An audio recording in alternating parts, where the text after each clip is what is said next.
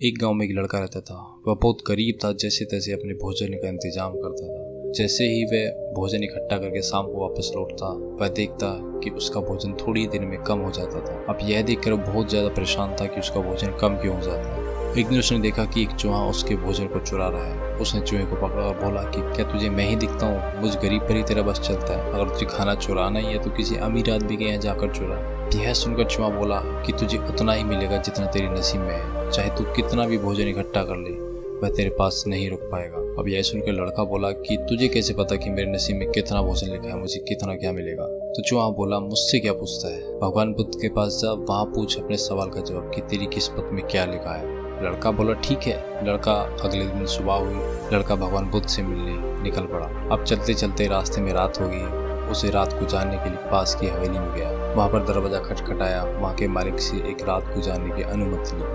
तो उसके मालिक ने पूछा कि तुम इतनी रात को कहाँ जा रहे हो? तो उसने बताया कि मैं भगवान बुद्ध से मिलने जा रहा हूँ, अपनी किस्मत के बारे में जानने के लिए। अब यह सुनकर उस हवेली का मालिक बोला कि ठीक है, मैं तुम्हें एक रात गुजारने दूंगा, लेकिन तुम्हें मेरा एक सवाल भगवान बुद्ध से पूछना होगा। लड़का बोला, ठीक है, बताइए आपका क्या सवाल पूछना है। तो उसके मालिक ने कहा कि मेरी एक 18 साल की लड़की है जो अभी तक बोल नहीं पाती है। तुम्हें पूछना होगा कि मेरी बेटी कब बोलना शुरू करेगी। लड़का बोला, ठीक है, मैं आपके सवाल का जवाब पूछ लूंगा। सुबह हुई, लड़का फिर से अपने सफर की तरफ चल दिया। अब आगे रास्ते में उसे बर्फीला पहाड़ मिला। जैसे तैसे पहाड़ पर चढ़ा।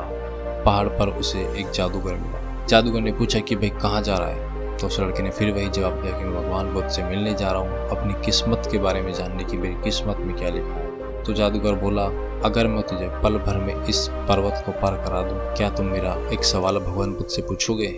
तो लड़का बोला, ठीक है, आप भी अपना सवाल बताइए। तो जादूगर बोला कि मैं काफी समय से यहाँ पर तपस्या कर रहा हूँ, लेकिन मुझे अभी तक स्वर्ग नहीं मिला है, जबकि मेरे अकॉर्डिंग मुझे स्वर्ग मिल जाना चाहिए था। लड़का बोला, ठीक है, मैं आपका सवाल जरूर पूछूं। ऐसा कहकर जादूगर ने उस लड़के को पल भर में पर्वत को पार करा दिया। अब लड़का जैसे ही आगे बढ़ा, अब सबसे बड़ी समस्या उसके सामने आ गई, क्योंकि उसे एक बड़ी नदी को पार करना था। अब लड़का तैरना नहीं जानता था कि वह नदी को कैसे पार करे। तभी उसकी मुलाकात एक कछुए से होती है।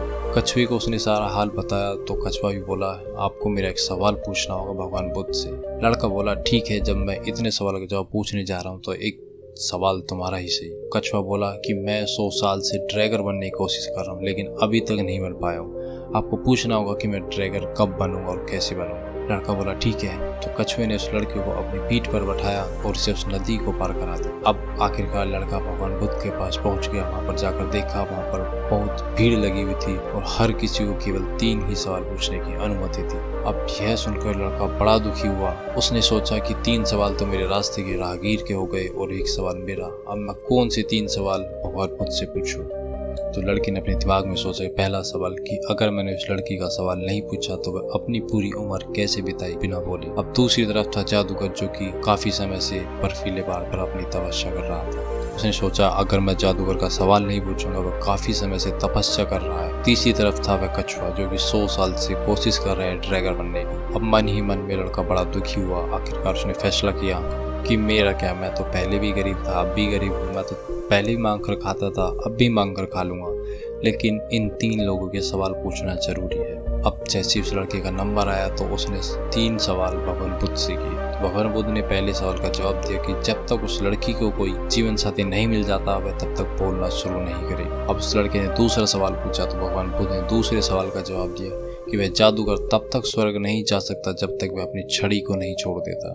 अब लड़के ने तीसरा सवाल किया, वह कछुआ ड्रैगर बनने की कोशिश कर रहा है लेकिन बन नहीं पा रहा है। भगवान बुद्ध बोले, वह कछुआ ड्रैगर बनने की कोशिश तो कर रहा है लेकिन अपना कवच को छोड़ना नहीं चाहता, और वह जब तक कवच को छोड़ेगा नहीं तब तक ड्रैगर नहीं बन पाएगा। तीनों सवाल के जवाब मिलने के बाद लड़का दुखी मन से वापस लौटा। रास्ते में कछुआ मिला तो उसने कछुए को बताया जब तक आप अपना कवच नहीं छोड़ेंगे, आप तब तक एक ड्रैगन नहीं बन पाएंगे। तो कछुए ने अपने कवच को छोड़ा और कवच के छोड़ते उसकी पीठ पर हीरे और मोती जवाहरात निकले। वह उस कछुए ने सभी उस लड़के को दे दिए। लड़का बहुत खुश हुआ, आगे बढ़ा, वह पर्वत पर पहुंचा। उसने जादूगर को बताया कि जब तक आप अपनी छड़ी नहीं छोड़ेंगे तब तक आपको स्वर्ग नहीं मिलेगा। जादूगर ने तुरंत ही वह छड़ी उस लड़के को दे दी और जादूगर को स्वर्ग मिल गया। लड़का आगे बढ़ा, हवेली पर पहुंचा।